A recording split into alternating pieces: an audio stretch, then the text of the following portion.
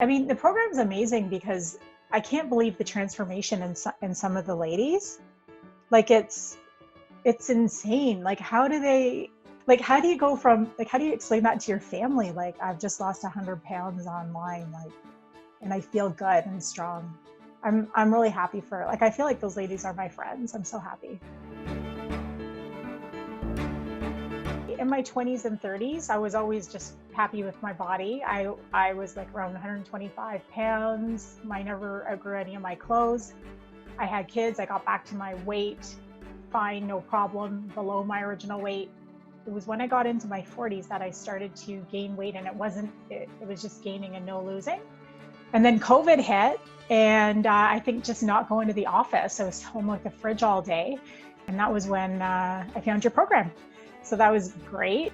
I think we get stuck in a rut thinking about the future, but we really have to think about now and today, like what's good about today versus what's going to be better tomorrow. And that was probably the best advice in the first week that I heard.